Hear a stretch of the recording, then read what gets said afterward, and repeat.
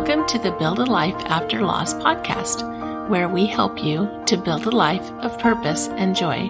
Our aim is to encourage your hope in the future and strengthen your confidence. I'm your host, Julie Clough, life coach and certified grief recovery specialist.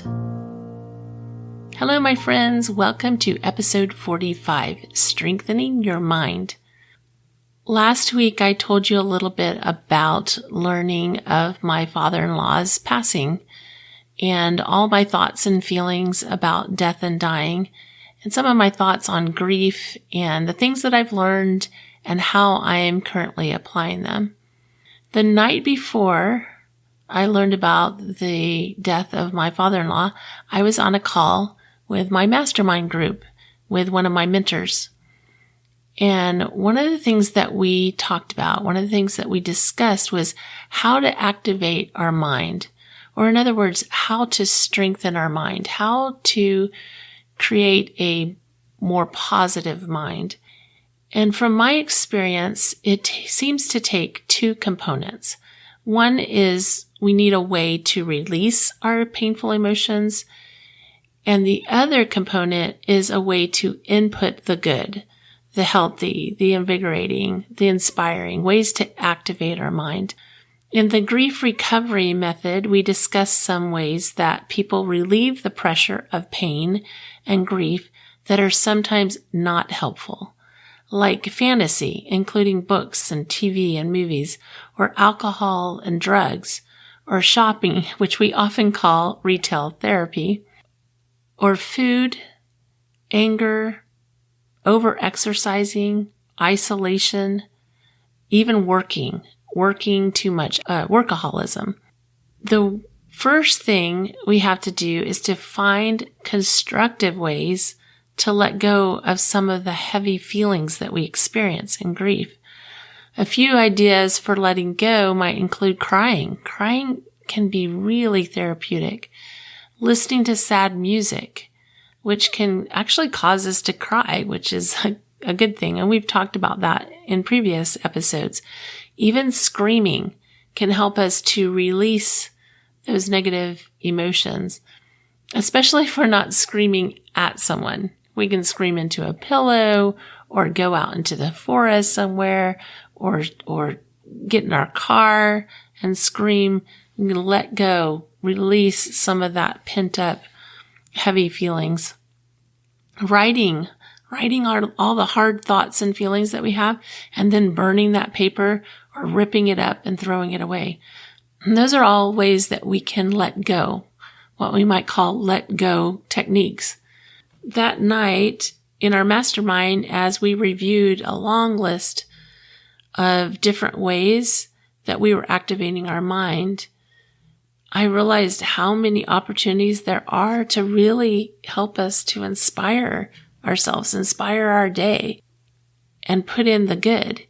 Each person shared several different ways that they activate their mind, several different ways that they input the good. Everybody had a different style. Everybody had a different method. Everybody had different ideas, although we did have some that we shared that, there was more than one person that was sharing that particular thing. This is all part of our self-care. It's all part of our emotional support that we give ourselves. And some of those ways that we inspire ourselves and bring in the good are, and I'm going to list some of these and describe some of these, but this was the list. This was part of the list that we created that night. One was music. Music can be very inspiring. I think that's one of the reasons that the movie The Greatest Showman was so popular, was because the music was really inspiring. It was to me. Visualization, thinking about our goal, thinking about the progress that we're making, thinking about what we want for our relationships, and really visualizing what we want for the future in a positive way. Story, the stories that we create. And we've talked about this before, but you can create a story for your future, what you want your future to look like, and write it as if it's in present tense and record that and listen to that. Declarations that we create about what we want for the future. Reading good books is awesome, or listening to good audiobooks, inspiring audiobooks. Taking massive action. That's a way that I really get going is I just take action. Sometimes, in fact, I'm reading a book right now called Feel the Fear and Do It Anyway. I'm going to share some of my thoughts about that book probably next month sometime. Anything that we do to work on personal healing can be inspiring.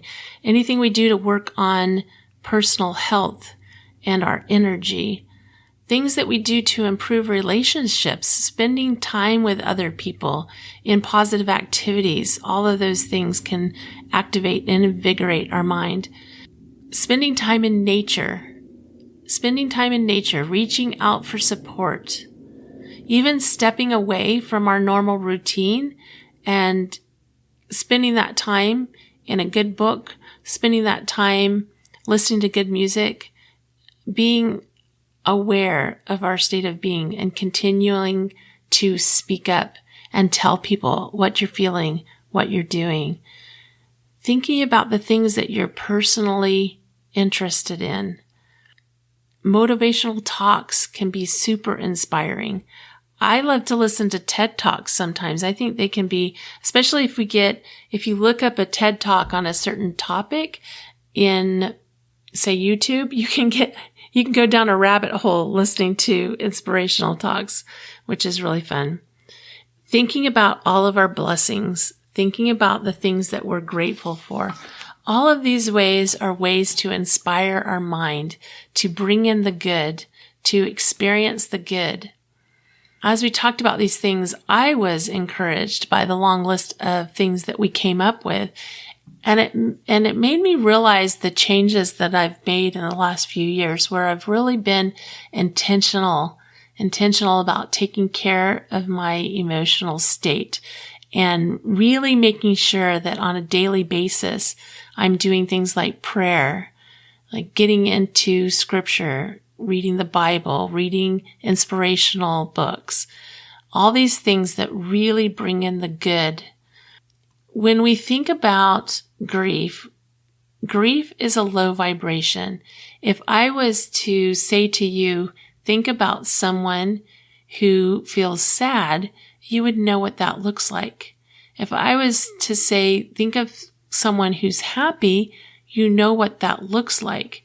We know what it looks like because our feelings are expressed on our countenance. It's expressed in our body. It's expressed in the way we move throughout the days and weeks. And it's why, one of the reasons why grief feels uncomfortable is because it is a low vibration energy. It is a low vibration feeling. Even though it's natural and normal, it's a normal reaction to loss. We grieve deeply because we love deeply. All these things are normal and natural. And yet at the same time, we do need to look for ways that we can let go on a daily basis, ways that we can let go of some of those heavy feelings. Okay. And when I say let go, I just want to be clear. I'm not saying that if you do one of these activities that I mentioned at the beginning that help us to let go, that means that you're going to be feeling great the next day. It's not the way it works. Those feelings will just continue to come just like the waves on the sand of a beach. But as we continue to let go on a daily basis, we are continuously moving the emotions. And as we move the emotions, we slowly over time are able to move through the grief because we can't go under it. We can't go over it.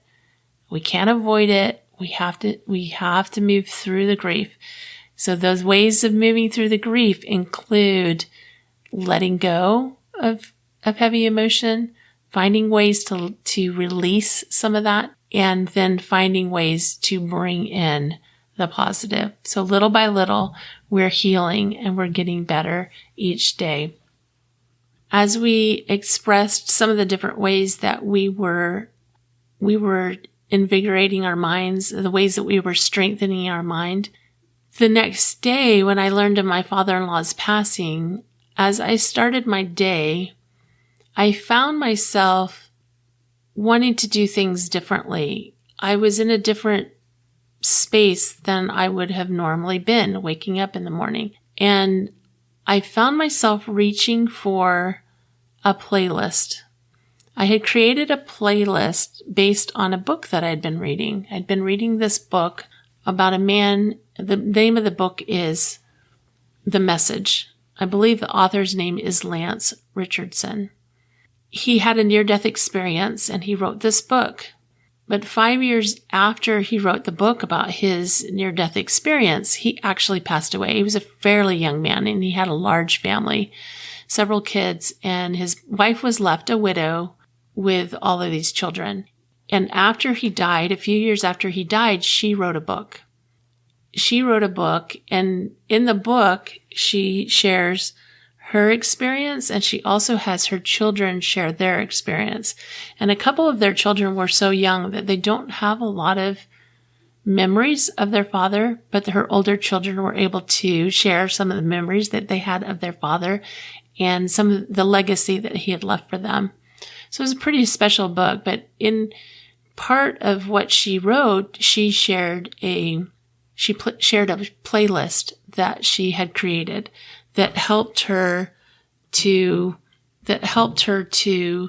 feel what she was feeling, that helped her to bring in some of the good, but also remember some of the sad. Like one of the songs on that playlist was I Drive Your Truck. And I don't know if you're familiar with that song, but that song was sung by Lee Brice, a country singer. And he's in the song, he talks about how he doesn't feel the comfort of his brother who had passed away by going to his grave. He feels comfort. He feels his brother's presence when he's in his brother's truck. It's a really great song. It's sad, but it's a really great song. Anyway, she shared this playlist, and when she shared the playlist, I love playlists. I love music. And so I had created the playlist in my app where I listen to music, and I named the playlist God's Love is Healing, because a lot of these songs are Christian songs. They're Christian music. I can only imagine. I don't know if you saw that movie. It was a great movie, but I can only imagine by Mercy Me, or I Will Rise by Chris Tomlin, or Voice of Truth by Casting Crowns. I have loved this playlist, but when I woke up that morning, I realized that's what I want. That's what I wanted. That's what I needed that morning, was to listen to that playlist. And it was so uplifting to listen to these great songs. Like I said, many of them are Christian music songs, but whatever works for you, whatever you find that's uplifting to you, create a playlist, and then create a playlist when you're feeling a little stronger. Sometimes these activities are harder to do when we're not feeling strong. We don't feel like taking action. But if we already have it in place, it's only a 6-song playlist. It's a short playlist. But I put this together, and then when I needed it, it was there. And I'm grateful that I had put that playlist together and I was able to listen to that. And it really, really uplifted me. It really inspired me. It helped my day get off to a better start. So think about those songs that are uplifting for you, that share a message, that are purposeful for you, and create that playlist and listen in when you need the extra boost. We can really do a lot to support ourselves as we journey through grief. Remember, your support needs to be equal to your challenge. So often we're going along in life and then something happens, which is probably what's brought you to this podcast. And all of a sudden we have this large challenge in front of us. We have this grief that we're dealing with. There might be other things that have happened due to the loss. It's not just the grief. We're actually dealing with the aftermath of whatever created the grief. For example, when I went through my divorce, I found myself a single mom. So not only was I dealing with the grief of this loss that I experienced, but I was also dealing with the aftermath, dealing with finances, dealing with raising my children on my own, childcare, all these different other things that I had to deal with. So I needed to increase the support that I was receiving. I needed to reach out to other people. I needed to find programs that would help me. So our support should be equal to our challenge, which means that the support that was getting us through our day-to-day before our loss may not be sufficient to support us in our loss. So I would just suggest that as you listen to this episode of the podcast, that you create a music list, create a playlist in whatever app that you use to listen to music, or at least write down a couple of songs that are inspiring to you that you can look up on YouTube or someplace when you need it, and you can listen to that. You can also go back and listen to that list at the beginning of the podcast and see if there's anything else in there that would be helpful to you to lift your spirits, to bring up your vibration, to activate your mind, to strengthen your mind. Also, again, I wanted to remind you of 2 upcoming events at Build a Life After Loss. The first is our new grief recovery group that's starting September 10th in Sandy, Utah. So if you're in Utah, or if you have a friend in Utah that's in the Salt Lake area, let them know about that group. I only do these twice a year. Just a reminder, I only do them twice a year. So the group is an action program. It's designed to help you move beyond the loss. Again, this group is forming on September 10th in Sandy, Utah. And for more information, you can send me an email at julie@buildalifeafterloss.com. The second upcoming event is our new online Build a Life After Loss support group, which will launch in October. So be ready for that. We'll be diving in deeper with the things that we discuss on the podcast. This is going to be a webinar live program so that you can get on, you can ask the questions in real time, any questions that you have, and you can ask those questions and tell us who you are, or you can ask those questions without anybody knowing who's asking the questions. So it can be super private as well. So I'm super excited about that. On the Facebook group, Build a Life After Loss, I'll be sharing the playlist that I talked about on this episode. And in the show notes, there's always links to anything that's upcoming. So be sure and check that out as well. You can email me at julie@buildalifeafterloss with any questions that you have as well. All right. Remember, I believe in you. I truly do. I love you. Have a great week. Bye.